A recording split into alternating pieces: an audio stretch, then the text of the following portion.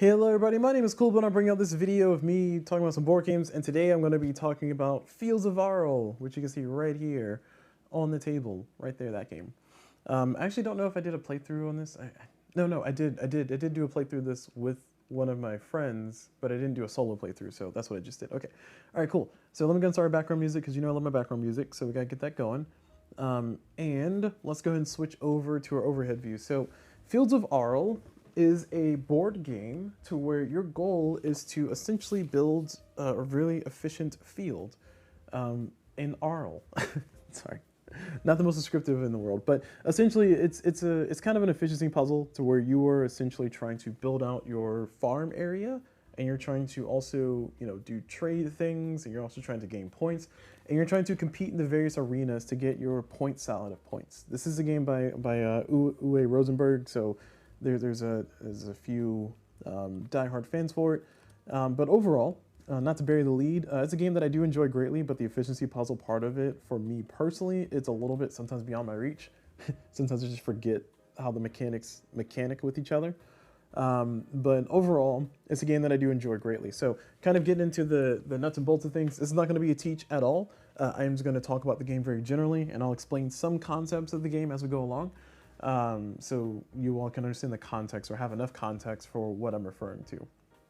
So with all that said, Fields of Arle, this is the one-player setup that I have right here.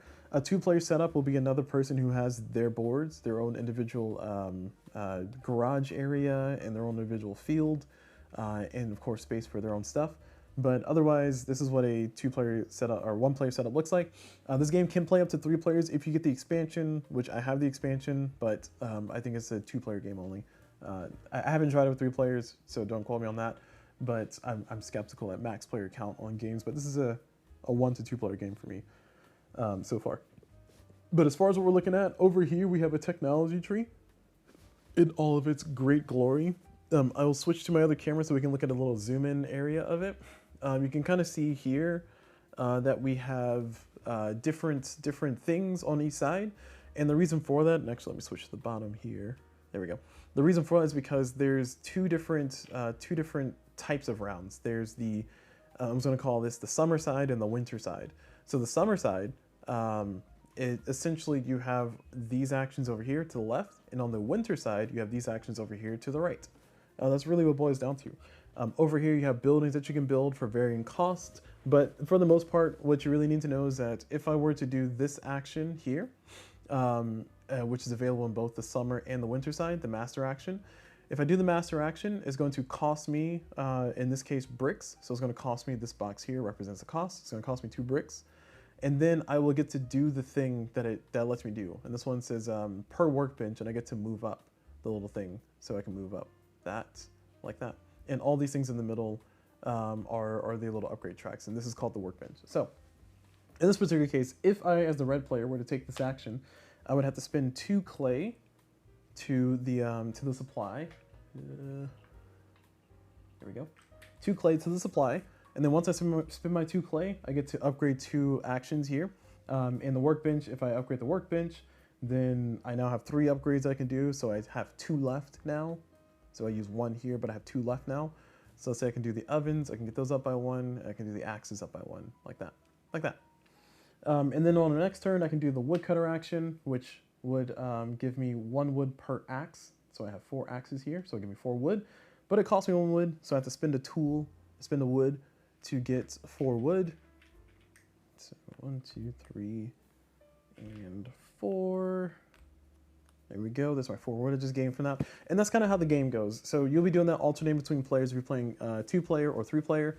And if you're playing solo, you'll just kind of be doing the actions, paying the cost, and then trying to get your farm to be where it needs to be. Now, the reason why I wanted to kind of show all this is to show that this is one of the mechanics that kind of I like a lot, but my brain sometimes forgets how to brain on how things are connected. So it can lead to a little bit of brain burn on myself personally, but I do enjoy it greatly. I do enjoy engaging with it and interacting with it greatly, because as you upgrade your stuff from the workbench action, you can see that you'll start becoming more efficient. So in this case, spending 1 wood to get 3 wood is only a 2 wood gain. But if you upgrade your axes enough up to the max level of 6, then when you spend 1 wood, you get 6 wood, which means you gain 5 wood for doing the axes action, which is really nice. And another thing about this game too is that if you'll notice, like I said, there's a summer side and a winter side, which is what I'm calling it. I don't know if that's the official wording for it, but you'll notice that the axes action is only connected to the left-hand side. Whereas this action over here, the wood trader, becomes available on the winter side, and it's different but similar-ish. So in this case, you could spend 1 food or 1 grain if you don't have any food, but you can only do this if you don't have any food. But you spend 1 food, and that gives you 4 wood, or you can build 1 building for whatever the cost of the building is, and the cost of the buildings would be printed on the buildings themselves, which are these over here. So you can build 1 of these buildings for the various things. There's also other buildings over here, but these buildings are specifically named. So these are the stall and the stable. So the stall and the stable you can only build if you do the actions that you build a stall, so you can, or a stable, so you can convert a stall into a stable. And then over here you can build 1 stall by paying this, so on and so forth. But as you can see, it's kind of like an intertwined network of like doing things and converting things into other things and trying to get your things to think correctly. So that's kind of the meat of the game. That's kind of like the core of the game, if you will. And as long as you understand what interacts with what, you can pretty much play this game going forward. Now, one of the things that I like about this game a lot is the density of the things that you can do. Like, while you only have these things you can do and you only have 4 of the actions because you have 4 of the people, you do have a density of things to do. What I mean by that is that you need to, like, if you want to like build one of these buildings, for instance, this costs you 3 timber and 3 bricks and 15 food. And you might be asking, CulBlu, what is timber? Timber is the upgraded version of wood, and you have to upgrade that by doing a very specific action. So I'll bring this up over here on the screen. Let me switch back. So this is the timber side, and this is the wood side. But you'll notice this arrow here, and this arrow means that when you're doing a trade action, so when you're doing during the trade phase, you'll be able to, and you have this on your trade vehicle, you'll be able to convert this into timber, and it's worth half a point at the end of the game. For bricks, you can do the same, or sorry, clay, you can do the same thing to upgrade these to bricks. So in this case, if I have this on the cart, it will cost me a peat, so one of these resource cubes here, so I have to throw this into the supply, right there. And then I can upgrade that. It'll be worth 1 point at the end of the game, but it's also a resource that I need. And then of course, subsequently, the rules will tell you this, but I'll mention it now for those who might be very interested in the game and just kind of listen to this as your starting video. Again, I'm not teaching the full game. I'm teaching just enough so you can understand what's going on. But you can also spend 1 of your bricks as clay if you need to. You can also spend 1 of your timber as wood if you need to. Doesn't feel good because you're technically throwing away those points, so to speak, after spending all that time upgrading it. But that's what you do. And finally, the way that you would upgrade things, I think, is the part where my brain sometimes falls asleep at the wheel, is that you have these vehicles that you can get, and you can get these by doing the vehicle action. So this allows me to get 1 vehicle or imitate, and it costs me 2 food if I do it here. Or if I go to this side, you can see that I can build a vehicle, 1 vehicle and or 1 peat boat, which I completely forgot about, but 1 peat boat, which is a specific vehicle that calls out. So you can only build that if it says peat boat. But you can do that for no food cost, but you have to wait until the winter. So it's like, do you wait for the winter, or do you just go ahead and spin the stuff and do it in summer? Because as you can see here, you only have 9 rounds, 5 of which are summer, 4 of which are winter. And given that you only have 4 pawns, you you only have 36. You only have 36 actions the entire game. So in those 36 actions, again, the efficiency puzzle comes in. Do you go ahead and spend the 2 food now, so you can get the vehicle that you're trying to get, or do you wait until the winter to where it's free, but then you waste one of your maybe more precious winter actions because you have different actions in the winter. And that's really fun. Anyway, going back to the trading part, in order to trade, what you would do is this happens at the end of each round, but you'll put your items on the vehicle like so, and then these vehicles will once the trade phase is processing, these things will just upgrade. Of course, you have to pay the cost associated with them. So in this case, these will just flip over. And then this will upgrade if you spend the peat, which, let's say I spent the peat. So I put the peat away. There we go. And that upgrades into a brick. So that gives me the things that I need. and then I get these back, and I'll be able to use these as their upgraded versions for the next few rounds. So that's essentially how that works. Now, the thing I kind of sometimes forget about is that because of how the end of a round happens, the phasing order of things is very important. And as a result, and I'll just bring this other player board up here so we can see it zoomed in. You'll go through these different phases. So you'll have at the end of the summer phase, you see here that you will have different things. So this top part represents that you're going to go do your trade. So you go do your trade first, and then you'll check to see what animals you have. And if you have 2 sheep, you'll get 1 food. If you have 5 sheep, you'll get 2 food. And if you have 8 sheep on your farm collectively, you'll get 3 food. And these are cool things. It's like, oh man, cool, I get these resources. And then also your grain field will produce grain. Your flax field will produce flax. Your forest, if you have one, a woodcutter forest will give you 1 wood. And then at the end, you'll also have to pay. You have to pay. So in this case, you have to pay 3 food and 2 peat. Or if you're out of food, only if you're out of food, you can pay wheat instead, or sorry, grain instead. And if you're out of grain, you can pay cow, or in this case, you can choose either one. You can pay any animal. So the 3 animals are cow, sheep, and horses. Woo, look at the horses. And then subsequently over here, if you're out of peat, you can pay wood instead. But that's essentially just kind of giving you the whole thing. So what I'm saying is that sometimes it's hard to remember, like, okay, why was I doing this? What was I doing this for? Okay, I need to do these for these things. And I'll bring my actual board over here, because these are the locations that you can trade to that I was referring to before. So in addition to just sending the items to get the upgraded version of them, you can also send items to these particular towns, a trade, and I'm not going to get into the full details of it. So I guess I'll just kind of leave it there. And then also you can produce these. This is leather. This one is a bolt of cotton. And then you can also upgrade these by putting them on the cart, and they have to fit on the cart before you can actually flip them over.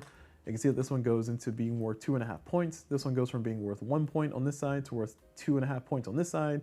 And there's just a slew of ways to kind of score and do things. But it all boils down to it all brings you back to the question of, how do you most efficiently do these things? Because you're trying to manage your farm.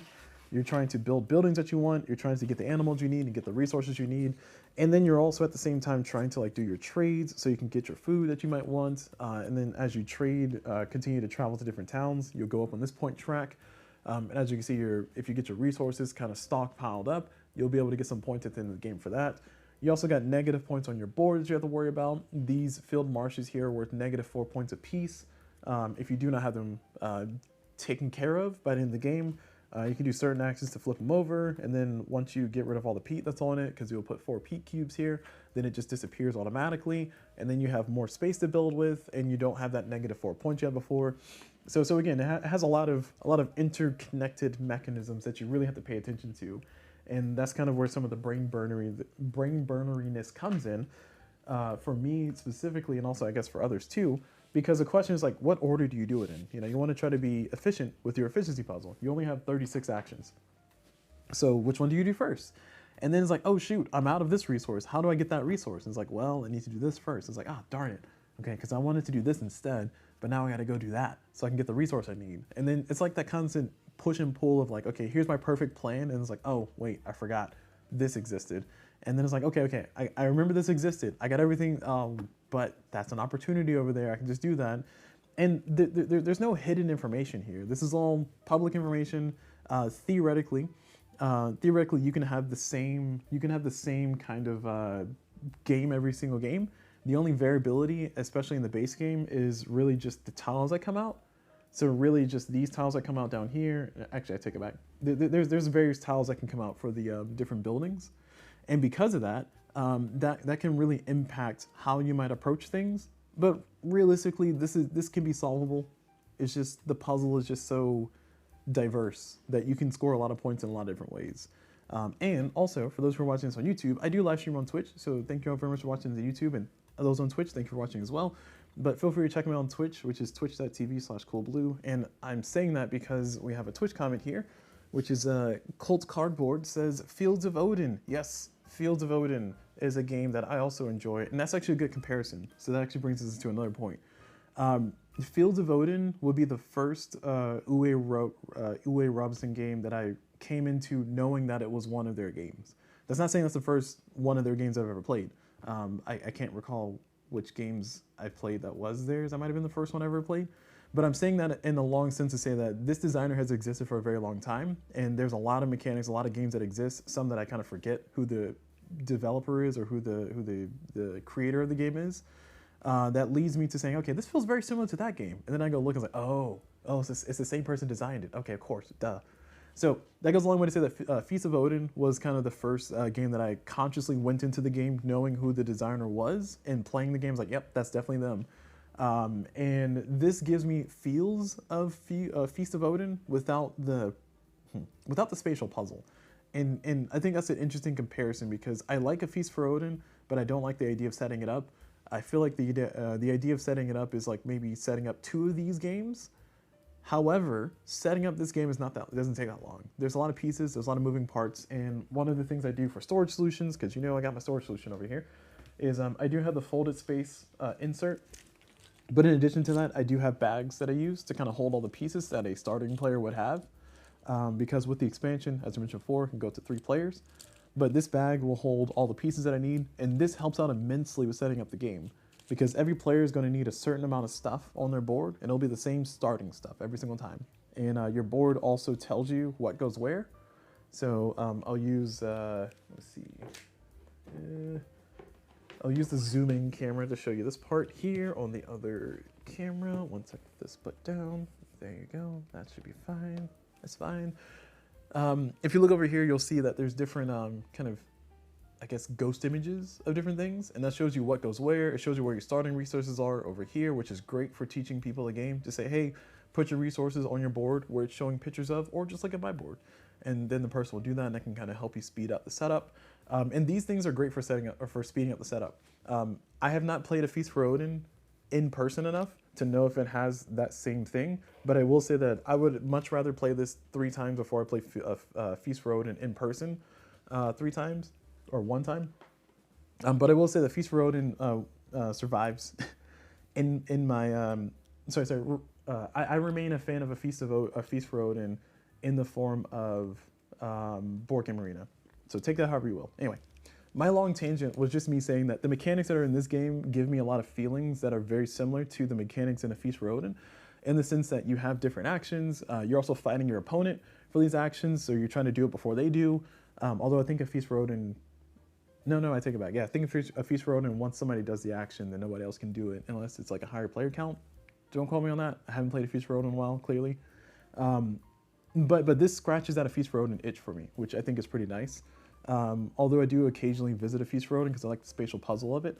There's not as much of a spatial puzzle here outside of the fact of, I guess, do I have enough space to put my farms? Because the ruling for where you can place things exists in, the ruling for that is that you can only place it where you have 3 dikes. So in this case, these are dikes.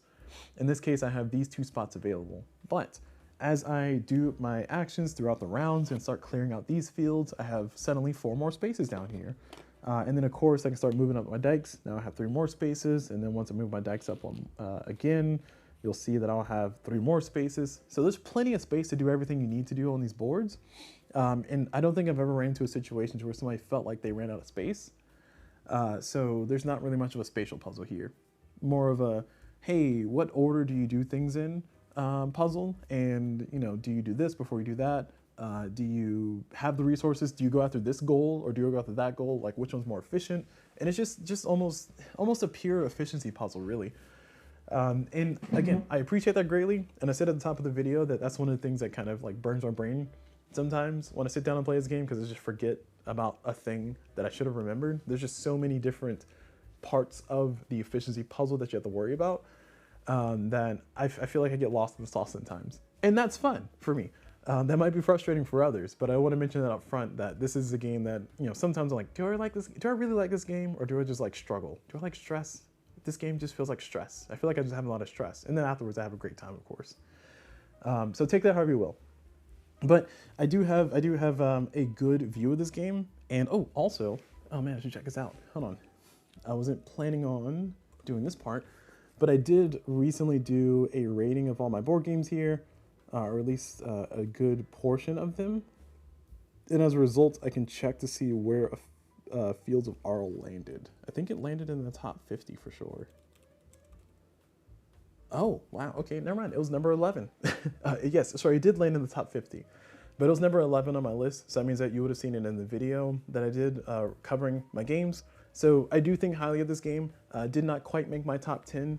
If I remove the expansions that exist in my top 10, then yes, it did make my top 10 at number 8, I think, because there's 2 expansions that are in my top 10. Which, if you watch the video, you'll learn more about it. I'll just link it. I'll link it above in the YouTube video, and if you're watching on Twitch, just let me know, and I'll find the video and throw it in the Twitch chat so you can check it out there. But essentially, what I'm trying to say is that this game I think of very highly. It feels nice. I think I quoted it by saying it's a cozy game. I would like to retract that quote because the idea of the game is a cozy game. And I know cozy is a term that makes some people like, kind of run away and like cringe and whatever. But what I mean by that is like kind of like a, no pressure, no rush, just kind of do your thing, place your pieces, enjoy your time. And while playing this game, I feel like I'm on somebody else's time. I don't have enough time to do what I need to do. Everything's on fire. My cows have escaped, and I got to go find my horses so I can go capture them. And then my sheep are just like, just burning down houses, and everything's on fire. But then afterwards, when we get to the end, it's like, that did feel good. So I don't know what it is about it. The pressure of having so few actions, the pressure of having to do things in certain orders, and the pressure of having to remember that, okay, I want to do this, and I want to do this, but I gotta pick which one I wanna do. And then like halfway through, this is for me personally, halfway through committing to one, I say, okay, but what if I tried to do this to do both? And then everything just falls apart at that point. And I just have a great time just trying to make it work, knowing that it's not gonna work, and then it doesn't work, and then I do something else to adjust and adapt, and then I end up making it work in the end, just not over the course of 2 rounds, over the course of 5 rounds. So, yeah, yes, exactly. And sorry, Cold Cardboard says in the Twitch chat, yep, that's Rosenberg for you, correct. It's just, you never feel like you have enough actions to do what you wanna do, and then when you do the thing, you're like, was it worth it? Like, at what cost? At what cost? I do feel it keeps the game from being too solvable though, and I think that's one of the criticisms that I have for my favorite game. So spoiling a little bit, if you want to know my top 20, number 1 is Clinic, the board game. Actually, I lied. Number 2 is Clinic, the board game. Number 1 is something else. But Clinic, the board game, I made the argument that the base game is solvable. If you don't, like, even with some of the chaos that throws in there, it's solvable. And that can make it a turnoff for some people who might want to just play it a bunch, or it might be their only game that they have in their collection. I feel like Fields of Arle is also solvable, but the level of solvability for it is high, mainly because there's different solutions, if that makes sense. There's different ways to kind of efficiently get your points that you need. Again, the only variability that really kicks into the game is this. This section is the only variability. Everything else is always the same. Everything else is always static. And I'm pretty sure if you play this game 60 times in a row for some reason, then you will know the most efficient path to get things. However, I would make the argument that there's no single efficient path, there's multiple efficient paths. Whereas in Clinic, there's kind of only like 2 efficient paths. So that's kind of why I feel a little bit squicked that it's solvable. But the expansions for Clinic help fix that problem. For this game, there's an expansion for it too. And I think that actually, does that expansion include chaos? One second. Let me get the rulebook. I was not planning on talking about the expansion because I was going to try to do a playthrough later of that one and then do a separate review. But let me see. Oh, it does introduce chaos, and by that I mean it gives you more actions on the board, and it also gives you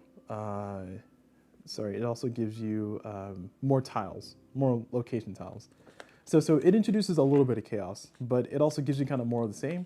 So instead of having, in this case, 15 different ways to get to a very high score, the T in trade will give you maybe 30 now. So it does that by just giving you a simple 3 or 4 different extra places to interact with, but that can combine with the base game and give you more stuff and so on and so forth. So that to me says that this game is, I don't want to say infinitely replayable, but very replayable, especially if you enjoy the experience and enjoy the things. Again, I really want to put into the cozy realm but there's nothing that feels cozy about being in the hot seat the entire game. But that feels engaging. Like, it keeps you engaged, it keeps you not bored. It does go a little bit long. I think I did my video and it was about a 90-minute video, so I guess that was pretty quick relative to how long this game went when I played it for the first time and how long it went when I played it with a friend. I think it took us about 3.5 hours to play it with 2 players, but we're also live streaming, so take that how you will. But ultimately, I think it's a really good game. It's a really solid game. Clearly, it's number 11 on my list. Number 9, or sorry, number 9. If you take out the expansions under my list, I think I said number 8 earlier. That was incorrect. Number 9. So I think highly of it, and I personally like this over A Feast for Odin in person. Now, if both of these games were digital, I would play A Feast for Odin way more. By that I mean A Feast for Odin exists digitally, and I think A Feast for Odin is a better game because of the variability that comes in from the tiles that you get. Whereas in this game, it's a little bit more static, a little bit more same game every single time. So after playing it like 25 times, like I do something like Gaia Projects, playing it 25 times, you'll start to see the puzzle, you'll start to see the path that you should always go, and you'll just do that instead. Whereas A Feast for Odin gives that randomness that I think gives it the edge. But I'm saying all that to say that I think this is a solid game. I think it's a great game. Playing it 2 players, great game. Compared to something like the only other Uwe Rosenberg game that I can think of right now, which is Caverna Cave versus Cave. So the 2-player edition of it. That game I like playing 2-player as well. I think that Caverna fits in a certain spot, but this one still has the extra, like, you know, the extra oomph, though Caverna has more randomness. And again, comparing Caverna to this game is not fair. Actually, let me just see where Caverna landed on my list, since I'm talking about Caverna all of a sudden. Caverna landed at number 31. So landed at place number 31 on my personal ranking. So it's number 31 versus number 11. So take that however you will. Again, I don't think they're really that comparable in game because they're kind of 2 different experiences. But using the Feast for Odin comparison, which I think is much more reasonable. Yeah, that comparison gives A Feast for Odin an edge if I don't have to set it up. It just comes down to how many components I got to deal with, really. Okay, all right, sorry. And then in the chat here, Cult Cardboard says, even Patchwork sort of has this constraint, never enough time to do what you want. Yes, yes. Wait, is Patchwork by Uwe Rosenberg? Don't tell me that. No, I don't believe you. I don't believe you. I'm Googling it. I feel like, again, this is why I said what I said earlier. Wow, that's an Uwe Rosenberg game? Jeez. Clearly I'm out of the loop. Again, this is what I did when I say that A Feast for Odin was the first Uwe Rosenberg game that I ever played, because 1, that'll be blasphemy, because that game is relatively recent for how long I've been playing the board games, or how long I've been in the board game hobby. And then 2, I know Uwe Rosenberg has designed a lot of games. I didn't know that Uwe Rosenberg designed them. Like Patchwork, I've definitely played that early on in my board game career, or my journey to the board game hobby. So yeah, that's cool to know. Man, let's see, what other games are there? Sorry, I don't mean to turn this into a let me find out what Uwe Rosenberg has made video, but let me figure out what Uwe Rosenberg has made. So what I'm also trying to do is I'm trying to see what is the earliest game that I can think of on this list. I think Patchwork might be the first Uwe Rosenberg game I played then. Sorry, looking at the list of games that are notable games by Uwe Rosenberg, Patchwork is probably the first Uwe Rosenberg game that I've interacted with, unless there's something that goes further back. Anyway, all right, distracting from the video. So going back to Fields of Arle. Fields of Arle, great game. I recommend it greatly. I was gonna say I kind of want to play it again, but I kind of don't as well, because like I said, I just got through my playthrough, so feel free to check out my playthrough. It'll be its own separate video that likely will come before this one. But yeah, I enjoy this game a lot. It's definitely one that I want to try to hit the table more, and I want to try to play it with my friends a little bit more, especially the 3-player version. I want to give it a shot. I don't have any hope for it because I feel like max player count board games sometimes fall apart. And for this game, 2 players I feel like is a good medium. 3 players sounds like a little bit of a nightmare with all the downtime that you end up having. But you know, I'll give it a shot, see how it goes. Maybe it'll be fine. Maybe it won't be fine. I don't know. But also, I will try to do at some point in the future, I'll try to do a solo playthrough of this plus the base game, or sorry, this plus the expansion, plus the fan-made expansion. which I don't know what the name of it is. 1 second. I think it's like, oh man, I can't pronounce that. Frisian Landscapes? Sure, Frisian Landscapes, which I have my cards printed out. It's basically a print and play that gives you gold cards to try to aim for, and you know, it kind of gives it more variability. That thing I complained about earlier, about this game kind of becoming solvable. Because of these fan-made cards, it makes it less solvable because you're trying to accomplish these goals, and because you're trying to accomplish these goals, it really kind of, you know, mucks up your normal plan. So instead of doing the thing you would normally do to try to win the game, you would really want to do these to get some more points, to either score higher, or you can ignore them, I guess. So I'm looking forward to trying to do a playthrough of these two. I might do both, the Tea and Trade and this expansion at the same time, whenever I do my video playthrough, but that'll be sometime in the future, not right now. But for now, I'm gonna go ahead and close out this video. If you're watching on Twitch, I'm gonna play a different game right after this, so feel free to stick around, and I will probably play Railroad Tiles, because I've been playing that game a lot. But otherwise, if you're watching YouTube, thank you guys for watching. I hope you all enjoyed it, and be on the lookout for that future video. And as always, I will see y'all whenever.